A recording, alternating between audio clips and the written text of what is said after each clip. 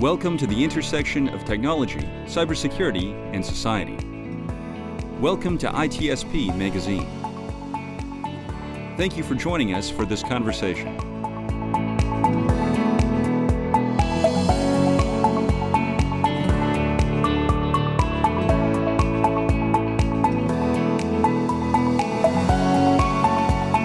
Marco. Sean. I was checking out my wallet the other day. The wallet? My wallet. Yeah, the real one or the virtual one? My virtual wallet. I don't know. Mine are both empty. So and mine was too, which is the sad part. Was it full before and then was empty? Because mine was just empty from the beginning. I had money on the wallet. Tons of coin in there. And yeah, I don't know what I'm talking about. But coin? The heavy one or the the one up in the air? We don't know exactly. The one in the air. There are many different coins, and I'm not talking about the quarter or the half penny. But no, I think the sad reality is that, of course, coins, especially recently, a lot of coins have risen in value, and people like money, virtual or otherwise, if they can get their hands on it. And I think they've figured out a way to understand or learn who has coin, where they have it, and target those folks through many different ways. And turns out our good friend Chris Pierson from BlackCloak. Chris, good to have you on. Great to be here. Yeah, he's so patient. We were without rambling. I couldn't. Yeah. I can barely do it. No, I'm joking. But Chris and his team, I'm going to talk over you for a minute, Chris, continue to look at the world of threats targeting individuals, specifically executives and high net worth folks and private equity and venture capital investors, and you name it. If somebody has money, guess what? Somebody wants a chunk of their cash somehow, some way. Some do it through normal means, like, hey, I have an idea. Can I pitch you this idea? You give me some money and hopefully make some more money together. Others go around the backside and say, they have money, I'm going to figure out a way to grab it. And Chris and his team have done a lot of research on this front and have uncovered some things that I think are really interesting. So I'm excited to get into this, Chris. Before we do, though, I know you've been on the show a number of times. Marco did a post on LinkedIn. I don't know how many years ago we met you, and when you had this great idea of BlackCloak, and we're like, this is so cool. We're so excited for you to get this going, and it's tremendous to see the growth. For those that haven't heard from you yet on the show, or haven't met you yet out on the circuit, if you will, a few words about you and a broader picture of what you're doing with BlackCloak. Yeah, no, appreciate that. It's always good to be back here with you guys, both Marco and Sean, both of you. I'm Chris Pierson. I'm a CEO founder of BlackCloak. BlackCloak is digital executive protection. We protect corporate executives, C-suite, board members, ELT teams. It could be 1, 10, 50. It could be 300 individuals at companies. We protect them in their personal lives, the area where the CISO doesn't want to go for privacy and legal reasons, where they definitely don't want to go from a pain point perspective. And we go in and protect that which is outside the four walls of the castle. We protect their personal lives, their families' personal lives, personal devices, privacy, device protection, the home protection, and then quite honestly, the concierge. We also do that same thing for high net worth, ultra high net worth individuals. So it's a same population because they're both going to be really highly exposed, high profile individuals. But that side gets really, really fun as well. Celebrity, politician, rock star, folks that are just, phenomenal wealth and all the rest. And so they are, a lot of times they'll have physical protection, they'll have kidnapping and ransom protection and all the rest. But on the cyber front, they are left to defend themselves with, $9.99 point solutions, that really don't do the job for their crazy life, and their lives are crazy. So, love doing that. Former CISO, former chief privacy officer, and about 10 years in as a special government employee into DHS. But I mean, really it's all of that that's informed us as to what we're doing, where we want to go, and kind of solving the pains of the past for me. Yep.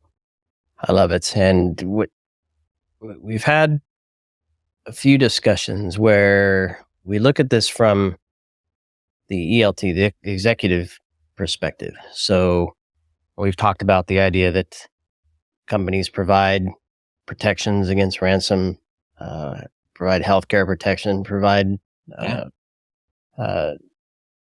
other types of protection. I can't remember all the ones we talked about, but when we start looking at rock stars who have a lot of money, they want to invest that money, they become an investor. They're not sitting behind a corporate firewall, right? They're probably not even, and we'll talk about the VC firms and those folks as well, but I'm just thinking like a rock star or some an actor or whatever. They put their money into something that they don't have the backing of a firm, whether it be a VC firm or something else. So they really are sitting out there, but it's not hard to figure out that they've invested in something. No, not at all. And for a lot of I mean, number one, if it's going to be in their own name or in through some separate family office construct that they have, they advertise it, it's known, and ultimately SEC documents get out there. So that they're an investor, what they're doing. I mean, they have all sorts of weird footprints. I mean, they have full-blown studios in their homes. The intellectual property that's there on personal, quote-unquote, devices that are owned by them is just astonishing. I mean, their attack surface is so massive, but also in the area of investments. And some actors are like amazingly wonderful. They have VC firms. They have some great investments. Ashton Kutcher being one of them. Right? Their VC firms are quite, I have a laundry list of quite amazing investments and opportunities. There is a psychology aspect on this, right? I mean, we talk a lot since the beginning, like there's a psychology of bringing the privacy and protection in their home. We always talk about, the CISO in the corporate doesn't want to eventually deal with that. I mean, it could, but it's inviting their privacy. So there's that element of privacy they want to retain if they work for a big company. They are not working in a big company, but there's a lot of bleeding in between one and the other. And then there is the psychology of being independent, like in that case, and maybe posting that they bought cryptocurrency and they posted on Instagram. And so, that's pretty public right there. So that psychology behind it, you guys look into that as well, right? We do. I mean, think about it this way: is that and especially with what the threat intelligence team here at BlackCloak has uncovered in just released today, kind of out on the wires, is the fact of the matter is that if you are investing in something else and you're getting shares, options, RSUs for it, those are going to be things that are publicly listed. If you're a VC, if you're PE, you're going to be putting up the logos on your website. Once the investment is done, usually you have somewhere in that 30 to 90 day period of time to go ahead and post it.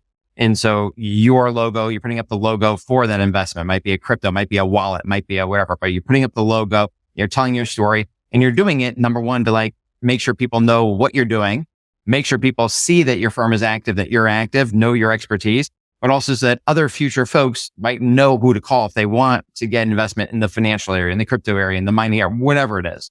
And so that becomes something that is extraordinarily public for you, the partner, the principal at the VC firm or private equity firm. And it becomes something that is public and notoriety for the actual firm itself, right? It's one of the big tiles, one of the big tombstones that goes up on the site. Hey, we invested in Acme Coin. We invested in Acme Wallet. This is the type of firm that we are because we won the deal. We won the relationship. We won the trust, and we're able to help. And, potentially, right, their imputed success is also because of us and our wisdom helping the founders achieve greater things. And so, quite honestly, in terms of VC firms, PE firms, and the like, even private investors, they want to shout from the mountaintops as to what their investments are, what they're doing, attract in more LPs that are going to, give more money into the firm. And then you have a bigger fund to go ahead and invest with. So these folks, their job is to invest, and some of them, it's also to act or play guitar or something else, right? Paint paintings. So that they have a job, an original job, some of them, that then turned into an investor job. Their job isn't cybersecurity, right? Their job is to not understand everywhere they're exposed, both physically from their home perspective, digitally from their device perspective, and then I'll say mentally from a sociological perspective, social engineering perspective. So can you talk to me about some of those? Maybe those are the three things. Maybe there's something else as well, but those areas where they either don't understand or maybe don't have an idea of how to protect themselves in those areas. Yeah, so it's interesting whether you're a venture capitalist, a VC, or somebody that's in private equity. If you're someone that's investing in that population, you essentially are going to have one cell phone, one tablet, and one computer. That's it. Your goal is to have as many people know about you as possible. So your firm, acmevc.com, your firm email is known. It's up on the site. In fact, your cell phone is many times known because you used to hand it out on business cards. You bump the phones now, whatever. You want to get what's called deal flow. You want people saying, hey, wow, that guy, Chris, that guy, Larry, that guy, that person, Jennifer, whatever. They are the movers and shakers in this area. You should meet them. You should introduce yourself to them. Let me help get you connected. And so that information is out there. But your personal life is inextricably intertwined with your corporate life. One device, one cell, one tablet, one computer. You're not double duting it. You have one. Yeah, you might have a Gmail address too, but essentially you got one number and all the rest. And so what that becomes is as it relates to the firm and the firm computer, it's protected. Your cell phone, tablet aren't necessarily going to be protected. Your home network's not protected where you're working out of home as well as coffee shops, quite honestly. And your personal email is not protected as well. And of course, that's the keys to the kingdom for your crypto accounts, wallet accounts, all the rest. And so if you're in the position of being a VC, a PE, you have that footprint where your personal life and your work life are just totally combined. There's no separating it. And things that you might invest in terms of your firm and you invest in, you oftentimes use, right? If you're an investor in Under Armour, guess what? You're not walking into the board meeting wearing a bunch of Nike stuff, right? You're wearing Under Armour stuff. If you're an investor in CrowdStrike, guess what? Your VC firm is all going to be using CrowdStrike. Whatever you had before, you're ripping it out. You just gave them $50 million, $200 million of fuel growth. You are going to be eating that all up and you're going to be going full in. When VC firms invest and PE firms invest, they go full tilt on whatever it is. If they're any good. If they're not, it's kind of a different story, but right, they want to go full in. They put in their LPs, their limited partners, their investors' money from the funds into that company. So they want to use it as it relates to like cryptocurrency and wallets and things like that and things in the financial sector. They also use that too. They eat their own dog food. They invested, they use it. So the methodology here, I feel like it's a little bit different, but we've talked about what they do, right? They go lateral, they go to the family, they go on the dark web, they cross-reference the information that are public, as you say, and then what? Yeah, so here's the thing that the BlackCloak friend team uncovered. We've uncovered an alarming trend, an alarming escalation in venture capital firms, venture capital individuals, private equity firms, private equity individuals being targeted because of the investments they've made in crypto, in wallets, and things of the same sort, of the same ilk. They are being targeted in their personal lives. So we'll just say, Coinbase, favorite, popular wallet of many. It's public which VC firms, they call it 10 VC firms invested in Coinbase. Well, it's public that it's those 10 firms, and it's public that there are 2-3 people that are part of the deals, one partner that might be on the board and yet 1 or 2 observers. It's public of who they are. It's public of the information as to who they are. And people are deducing, cybercriminals are now deducing and now specifically sniper targeting those individuals and those firms for cryptocurrency scams, for attacks into their wallets, for attacks into their crypto holdings, because they know more likely than not which ones they have, what wallets they have, and what things from a crypto perspective they're involved in. They also have it from the fireside chats. They have it from the webinars. They have it from the different town hall meetings they do.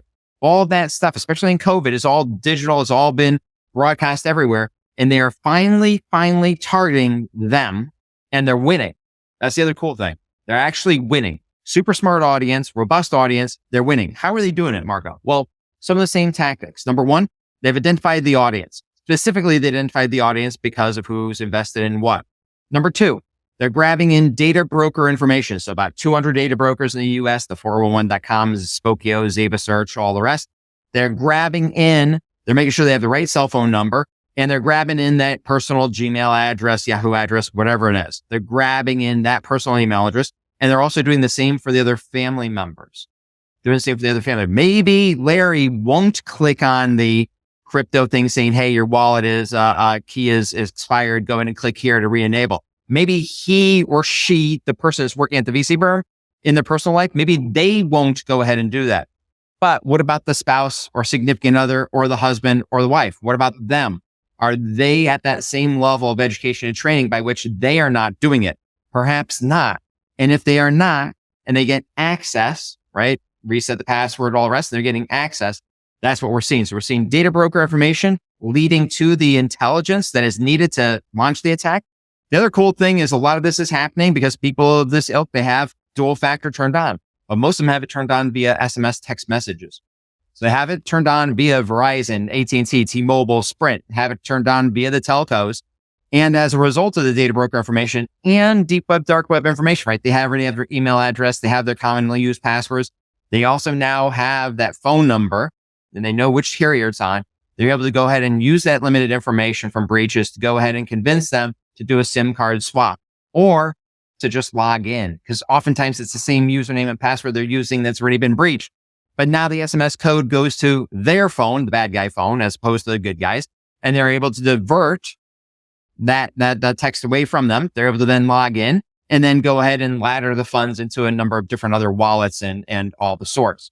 It is a great attack. It's a streamlined attack, and it's one that's born out of data that already exists, already is present, is already leaked. And you know, that's a key part. You know that these people are in that wallet, in that cryptocurrency because of their investments. It's really, really an elegant attack. And it's one, quite honestly, that's working. It's actually working really, really well, which is what, thank goodness our threat intelligence team, but really one of the cool things that they've been able to spot. And we've seen a marked increase in that this year. When you say work really well, it depends on what, I guess, different criminal groups want to accomplish, but do they go in and wipe out the wallet? Do they grab a little bit so it's undetected? What kind of stories are you hearing? What is it? I think there's the research. And then I think, obviously you don't want to name any names, but any stories that you can say or share? We've had some of the biggest firms, the most prolific investors that you can think of in this space have money taken out of their wallets and transferred and all the rest. We've actually seen small amounts, literally small amounts. I mean, crypto's now up to, I think it was, Bitcoin was up to like 68,000 yesterday. So new record high. But we've seen small amounts in the, under $100,000 up to like $300,000. I call that kind of small amounts in terms of equivalency, into millions of dollars actually transferred. Now in terms of their total net, not necessarily going to impact them, but still millions. There has been a little bit of like, what do you call it? Maybe gating or speed bumping on things, making sure that it's little amounts that go out. So there's not a big rush of no, we need to do a phone call, verification back in. Once again, if the SIM card or the phone is ported, it's going to go to the bad guy. But we have seen people be really cautious about this, but it is a really, really sophisticated attack because you just can't run through a normal script. This has to be done very, very carefully, but you're almost assured of getting someone that actually has exactly what you want, how you'd want it stored, and in dollar amounts that are better than, quite honestly, some ransoms that are going on and better than knocking over some companies. And these folks, quickly, Marco, these folks are, I mean, they're deep into some heavy duty activities like M&As and investments and IPOs and all these different things that are, I'll just say it, high stress, right? So the last thing they're focused on that transaction, whatever the pitch they're hearing or whatever it is that's immediate. Yes, they care about their wallet, but it's easy to get distracted. It is. I mean, it's easy to get distracted. It's super easy to get distracted. Very, very, very super easy to get distracted. Speed matters a lot for them. And so sometimes there's a quick click, the quick phone call that might come in from somebody pretending to be from wallet. We've actually had that happen to the VCs. They get the phone call and they know enough information about the wallet because they've already logged in, that they're able to have some type of confidence or trust in their scam or scheme. So there's a lot there. Yeah, I mean, I've talked so much about social engineering. I've talked with you. We talk about stuff that they are triggered and calculated exactly when you're going to get the one about buying something online because it's Christmas and you're late, or something happening in somebody's life. It's like there's always that element in social engineering of urgency, fear, something that make it trigger that doesn't make you think. And the reason why I'm saying this is because, as Sean mentioned, these people don't want to think about this. I mean, they're busy, and so you can have this conversation with us. We can share it with a ton of people. Maybe some of them are going to look at this, but they're going to be like, yeah, but this is great, but what am I going to do now? I'm not going to be the one worrying about this, so they need to outsource this. So what you guys do for this? Yeah, I mean, so in these cases, I mean, the things that really are important are this. Number one, you got to limit the attack surface, shrink that down. It makes them a harder target to hit. Now, it's kind of antithetical to their business because they want to be reached, they want to be called, all the rest. So what we'll do is actually be able to limit that data broker information down for their family and for other information that might enable some type of scam to have a better chance of happening. Second, in terms of deep web, dark web, I mean, really grabbing their passwords, showing them and telling them that their passwords are out there, which ones they are, and doing the threat intel risk assessment on that. So they know whether or not they need to change their crypto password, whatever, really the wallet, crypto, doesn't matter, but whether they need to change that, super important. Make sure that we're protecting our security operations center. It's not, not just the endpoint, but it's the whole security operations center, protecting them, their devices, all their family's devices. So you don't have any malware on there. And then making sure that their phones are hardened. There are a number of different selections that can be done at the carriers to go ahead and prevent porting and SIM card swapping, making sure those are enabled. Finally, getting them off of SMS-based, text-based, multi-factor authentication. This is one of those areas where you absolutely 100% want either a application on your phone. So you have a software, enabled authenticator, Google, Microsoft Authenticator, Auth, whatever, doesn't matter. Where you have an authenticator, or you have something that's actually a hardware token, hardware key, like a YubiKey, like a Google Titan key, any one of those. Of course, hard storage or cold storage versus hot storage. I mean, that also gets into a separate layer, and that's really going to be dependent upon what the actual individual wants themselves.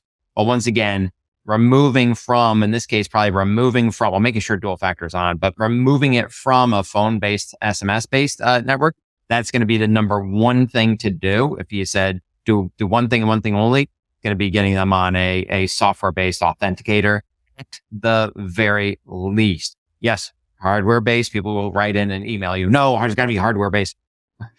We want to get them up to 95% from SMS text and area of, maybe 70% cyber secure. Want to get them up to the 85, 90, 95 area. Yeah. A hardware token, we'll get them into 99 or something. We want to just get them in the right direction, and get them moving down that path.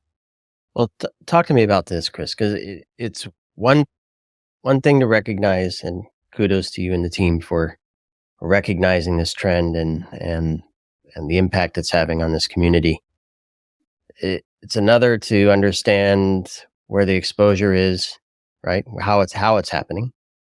It's another to understand what some of the mitigating controls are, or risk reduction areas are to reduce exposure and the the ability for them to succeed, the bad actors to succeed. And then it's another to actually do it. So you mentioned a few things, right? Harden the phone, move from SMS to other forms of 2FA, set up multiple email accounts so you're not using the same email for the important stuff like banking and wallets that you use for your logging into TikTok or whatever it is. Sean, you can just keep those on your AOL all day. You know them all. You know them. So talk to me about that, because again, we've mentioned a couple times that this isn't what they want to do. These folks want to do their deals. Yeah. They need your help to get them that last mile, right? Because even if they did all that other stuff, it's that final last mile of getting it all in place that's a real bear. It's sort of like it's like every single person has a to-do list at home, right? We're going to paint this wall. We're going to, fix this room up. We're going to do this. We're going to do that, whatever. At some point in time, the list just gets like way too long, and then you pretend it doesn't exist. Yeah, we all have them. But the fact of the matter is that, look, I mean, the reason why we're successful, the reason why our members, our customers, our clients are successful is we do it with them and for them. And with them is super important. We don't want to ever have access, ever have control, ever have the ability to access or see that information. What we want to do is do it with them and for them. So we want to effectuate the end result, staying there as a partner with them as part of our relationship. I always be like, what are you, a software company? Are you a tech service company? Are you a tech-enabled service? Are you this? Well, yeah, or, tech-enabled service, I guess, if you want to classically define it as that. But at the end of the day, we're a relationship company. Anything cybersecurity and privacy related, we're going to help you achieve the results. We'll run next to you. We'll help you do the sit-ups. We'll help you lift the weights. We'll help you paint the walls. We'll do all this stuff to help you actually get there. And in many cases, we can do it on your behalf. But sometimes, right, like especially crypto, we're not going to take over your crypto account. We'll help you get there to better cybersecurity. And it's that extra oomph. It's like a personal trainer. It's like a concierge medical doctor. It's like that wonderful company that helps you trim your palm trees and Naples markup, right? It's like, you know how to do it. Probably a really bad idea to climb the 100-foot palm tree. You're gonna break your neck. Not a good idea. We do the stuff that is hard that people don't want to do with them and for them. Going back to that beautiful day in Santa Monica when you told us about this over a drink. The word that really got me was concierge. And I was like, is he going to say it? Is he going to say it? I'm going to say it for you.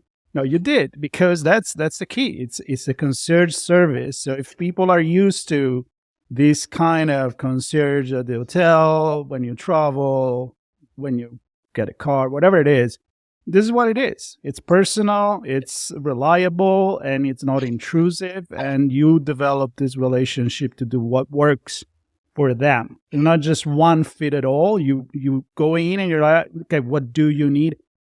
You're the guy, right? You don't want to fix the home yourself. Call the guy, please. It is, it's interesting. It's one of the things that early on, I mean, there's a lot of hard work to get into a scalable, to run a scalable business that is concierge, that is bespoke. It's like going to the tailor and getting the perfect dress, getting the perfect suit. Every single thing just fits. It's all tailored right to your body, right at that moment in time. And that's what we do. We do it with every single person.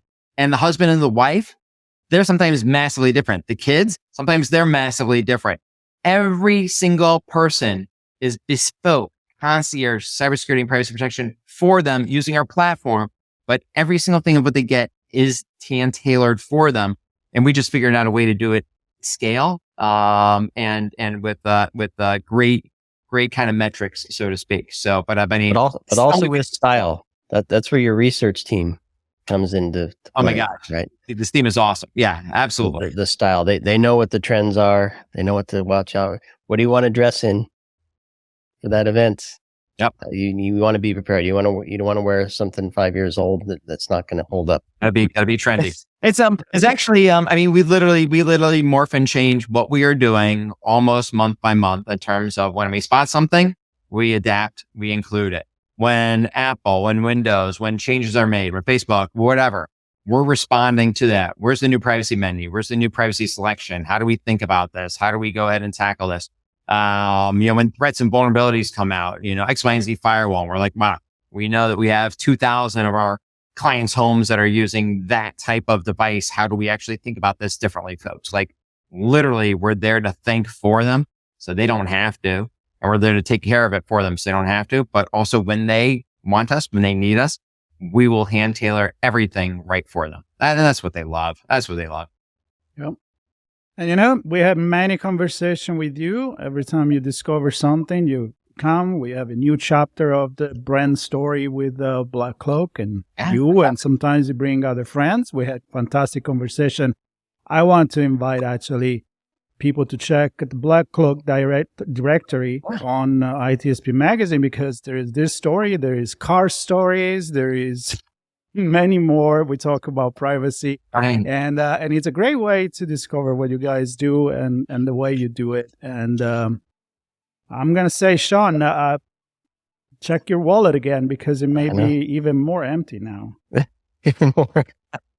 Yeah, I think I'll look to Chris to help me keep my wallet in check. We'll help you out. We'll make sure you keep all the coin there. I appreciate that. Appreciate that. Well, Chris, it's always a pleasure, my friend, and we look forward to and enjoy these conversations. They're always informative and educational, and certainly meaningful for those on the other side of these threats that you're seeing. And so hopefully folks understand, especially this particular community, VCs and PEs and another high net worth, the rock star. That rock star. We want them. We want to protect their wallets too. Absolutely. Yeah. we want them to be able to buy that new guitar. They need it. They need it. All right, Chris. Well, thanks so much, and thanks everybody for listening and watching. And we'll see you on the next episode. And Chris, hopefully we'll see you in person. You'll see me. RSA, and definitely at RSA. Yeah. So We'll all be there. Excited for that. So stay tuned, subscribe, follow BlackCloak, connect with Chris, and stay cool and protected, everybody. Thanks, guys. See ya. Thank you, Chris.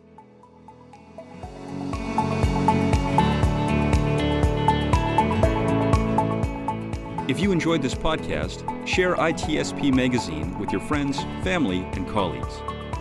Thank you for listening.